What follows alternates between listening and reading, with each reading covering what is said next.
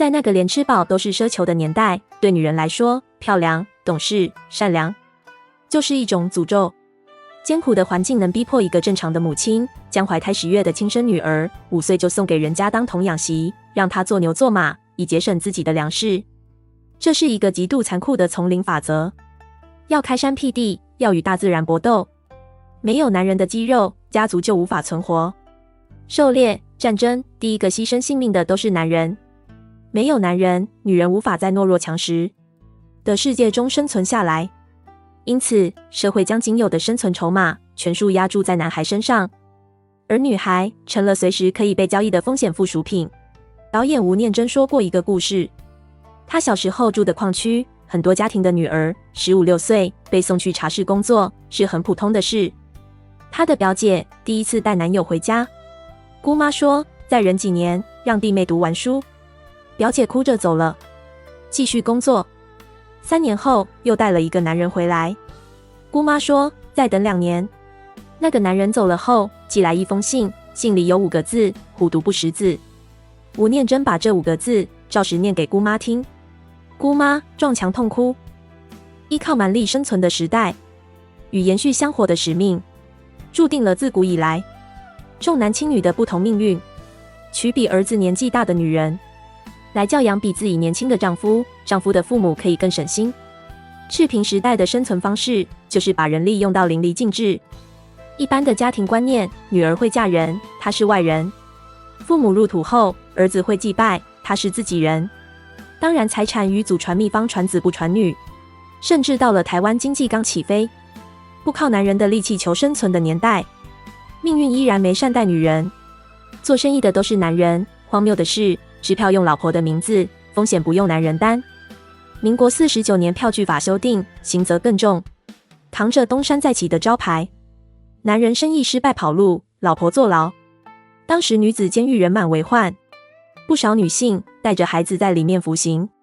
家族赚钱，荣光归于丈夫；生意失败，后果女人承担。这就是那个时代最血泪的生活。要把女人从冰冷的牢笼里救出来，要靠的还是解决经济问题。民国61年，一道客厅及工厂的政策悄悄地推开了历史的铁门，女人终于凭着自己的双手翻转命运。当客厅里赚来的一分一毛撑起了家庭的经济，女人开始有话语权。当吃饱不再是奢求，社会才终于找回了人性。民国76年，票据法刑事责任也走入历史。日据时代，学校教的是日语。也这么一个年轻人，因为部分课堂上的言语内容贬低中国人，在17岁还懵懂的年纪，拎2个皮包，只身跑到上海。在上海的10里洋场里面，他历尽沧桑。民国35年，他回到台湾，成为高雄县长。谢东閔对台湾的2大成就，改变无数女人一生。第一，民国47年，他创私立实践家政专科学校。在这之前，在台湾的女子学校都是日本时代开的。第二，民国61年，他出任台湾省主席，在主妇联谊会上说了8个字：客厅就是工厂。从这一年开始，台湾的工业人口首度超过农业人口。一个政策改变了一个时代。民国65年双十节，谢东閔在家中整理邮件，打开包裹，暗藏炸弹，左手截肢。他装上一只，说：“我还有右手，继续开会，继续任职。”民国67年，他成为中华民国第一位本省级副总统。一个被炸断左手的省主席，用右手帮千万个客厅点亮了台湾最底层的引擎。客厅就是工厂的连串效益，把工厂的零件送到农村客厅。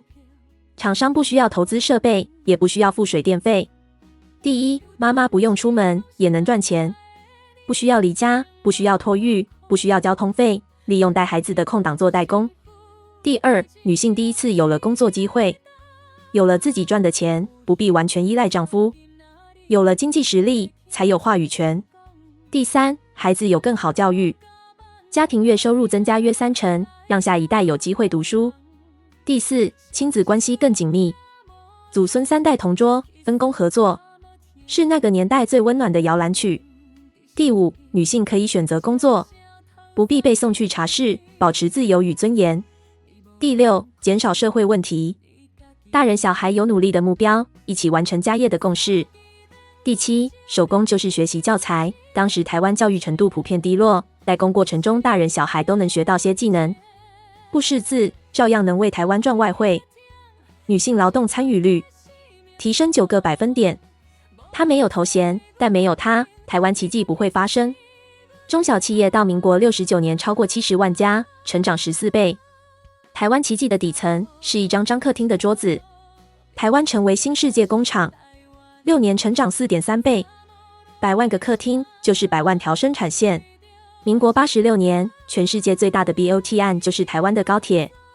时代女性代表人物英琦，这位优雅的女子挺着大肚子，在政府、银行与各方势力之间来回斡旋，成功带队拿下高铁 BOT 案。历史诉说人类生存的无奈与轨迹。先是男性蛮力冒险拓荒，女性在保护下延续生命。工业革命之后，机器取代了体力的差距，女性走进工厂，走进职场，男人与女人开始真正合作，整体文明与经济发展更加迅速。而未来是人类与机器人共生的新世界。我是陈怡倩。在科技为首的国界上，生存版图已经不是实体平面的面积，而是虚拟数位与驾驭 AI 之境。决定我们生存下去的关键，不再是蛮力，不只是两性合作，而是使用 AI 的能力、判断力、诚信力与学习力。